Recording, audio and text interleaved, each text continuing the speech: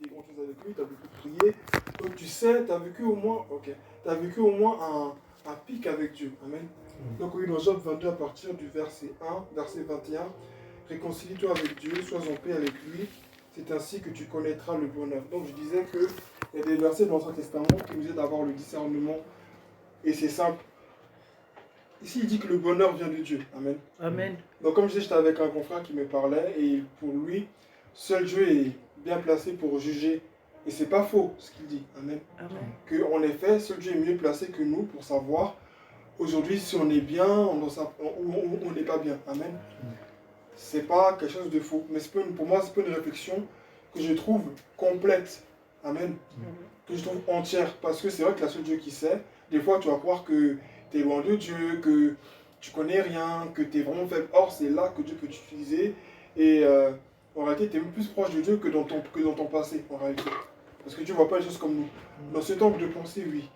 Mais moi, je lui dis qu'on a tous vécu un idéal avec Dieu. C'est-à-dire une période où on était vraiment à fond avec le Seigneur, une période où on s'éloignait du péché, une période où on priait beaucoup, une période où on a fait beaucoup de promesses au Seigneur. Vraiment une période où on était tout feu, tout flamme pour le Seigneur. Et on était chaud en fait, tout simplement. Amen. C'est vrai qu'aujourd'hui on est plus chaud. Mais il arrive des fois qu'on se refroidisse un peu avec le temps. Amen. Amen. Et donc, en fonction de cette connaissance, cette expérience que tu as faite avec Dieu, tu peux savoir aujourd'hui où tu en es. Tu peux savoir si aujourd'hui tu es toujours aussi chaud qu'avant ou pas. Mais il est resté dans son truc. Il a dit, il comprenait très bien ce que je disais, mais pour lui, il n'y a que Dieu qui peut savoir. Il m'a dit tous ses raisonnements. Moi, quand quelqu'un est dans ses raisonnements, je le laisse. Donc, mais pour ma part, j'ai été honnête avec lui. Je lui ai dit que quand il m'a retourné la question, je lui ai donné une réponse plus ou moins négative. Moi, je sais que je ne suis pas autant que je l'étais avant, mais ça va. Ça va pas trop, mais ça va. Amen.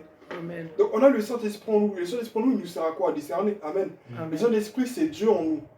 Pour si je dois rester dans cette même réflexion-là. Et le Saint-Esprit en nous donne de savoir si actuellement on est bien avec Dieu ou pas. Moi, il m'est arrivé à un moment donné où ça a fait ça pendant presque une semaine, où je me suis réveillé moi pendant 2, 3, 4 jours comme ça, avec une tristesse. Ça m'est arrivé l'année passée. Je me réveillais chaque matin avec une tristesse, une très grande tristesse en moi. Je me disais, mais qu'est-ce qui s'est passé? Qu'est-ce que j'ai fait de si spécial? Seigneur, il est où le problème? Pourquoi je me réveille avec cette tristesse-là? Le Saint-Esprit de Dieu, il nous parle. Amen. Amen. Il ne va pas toujours te dire, tu as fait ci, tu as fait ça. Mais il va te communiquer déjà son sentiment, son cœur par rapport à ta vie. Et c'est important d'avoir ce sentiment-là. Puis des fois, quand vous priez, je ne sais pas si vous avez déjà arrivé, mais des fois, quand vous priez, à force de prier, vous sentez comme une joie qui est dans votre cœur. Amen. Une joie, une paix, quelque chose de beaucoup plus grand que ce que vous pouvez imaginer. Ça, c'est le Saint-Esprit aussi. Amen. Amen. Des fois, tu peux même parler en langue. Quand tu parles en langue, des fois, tu ressens une joie, tu ressens une paix, tu ressens une force en toi. C'est le Saint-Esprit qui fait ça. Quand tu viens d'évangéliser, quand tu viens de prier, même si tu n'as pas prié, mais le simple fait d'avoir lu ta Bible, tu sens qu'en toi, où tu sais et tu sens qu'il y a une force. Bon, je mets une parenthèse. Beaucoup de chrétiens me disent, on ne doit pas dire je sens, mais je sais, c'est mieux de dire je sais que je sens. Mais pour savoir, il faut sentir aussi. Amen. Amen. Sentir, c'est pas mauvais, parce qu'on sent toujours quelque chose. Amen. Amen. On ne peut pas ne pas dire je sens, on ressent toujours quelque chose. Amen. Donc moi, je crois que chacun de nous à vraiment s'attacher au Seigneur. J'ai lu ce verset pendant qu'on était dans le jeûne, la jeunesse, c'était mon verset que j'ai lu. Et j'ai essayé de voir d'autres traductions. Et d'autres traductions disent s'attacher à Dieu. D'autres traductions parlent de revenir au Seigneur, de se rattacher, de se réconcilier, de revenir. Et la version originale dit de s'attacher. Amen. Attachons-nous au Seigneur. C'est vraiment important. Je ne le dis pas devant vous parce que moi je suis arrivé, parce que ça est. Non. Mais des fois, il y a la distraction et l'habitude aussi des fois. C'est pas forcément des fois qu'on est dans le péché. Mais des fois, c'est l'habitude. On est tellement habitué à se réunir. Oh, on va venir. Oh, la Sainte Seine. Oh, c'est des petits trucs de raisin et puis des trucs de pain. Non, même dans les réunions comme ça, on devait même prendre la Sainte Seine. Bien sûr. Chaque fois que vous vous réunissez. Chaque fois que vous vous réunissez. Chaque fois que vous vous réunissez. Chaque fois que vous vous réunissez. Elle ne dit pas chaque fois qu'il y aura, sera dimanche. Mais dimanche, pourquoi on veut? Parce que c'est le dimanche que la majorité des gens sont là. Donc on le fait le dimanche. Donc pour que le plus grand nombre puisse participer. Mais moi, perso, pour moi, c'est pas un argument. Parce que quand on soit 2 ou 3, on le fait. Ça ne me pose pas de le faire aussi le dimanche.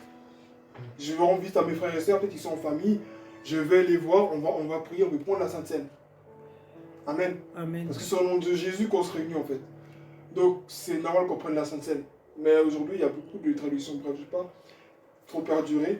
Mais le thème de ce message, c'est vraiment se réconcilier avec Dieu. Amen. C'est de là que peut venir notre bonheur, notre joie. Amen. Et je disais au Seigneur récemment, vraiment, il n'y a que toi qui puisses me combler intérieurement. Ce n'est pas des êtres humains. J'ai cherché avec des êtres humains, des relations, des amis et tout. Il n'y a que toi en réalité qui puisse vraiment me combler. Amen. Donc je viens à toi, tac, tac, tac, Seigneur, fais ci, fais ça.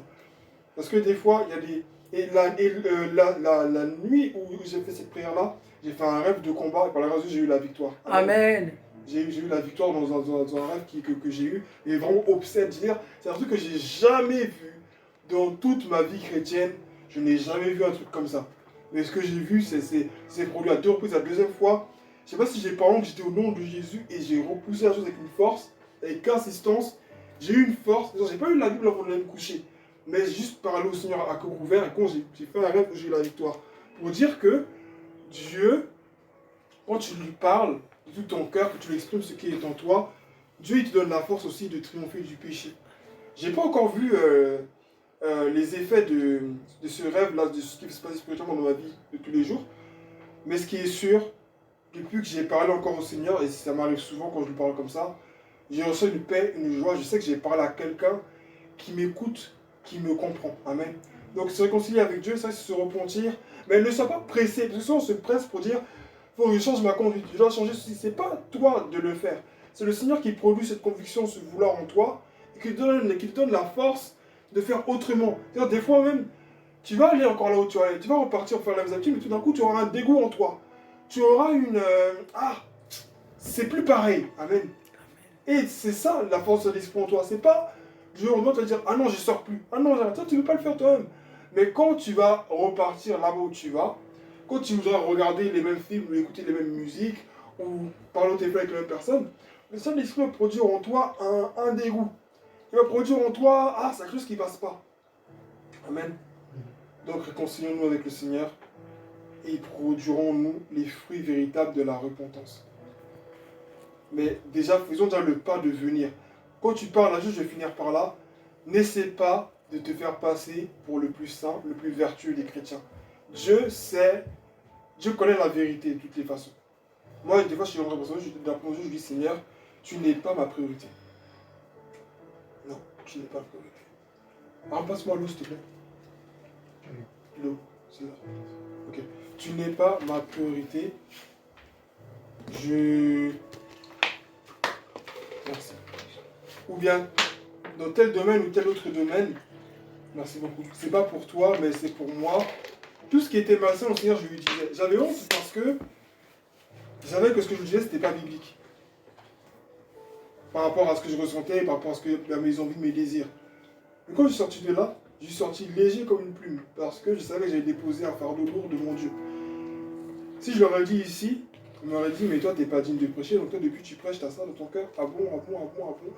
Mais quand je parle à Dieu, je sais une chose, c'est que le jugement des hommes, je n'en ai strictement rien à faire. Parce que si Dieu lui-même ne me condamne pas, c'est pas être humain qui va me condamner. Amen. Amen.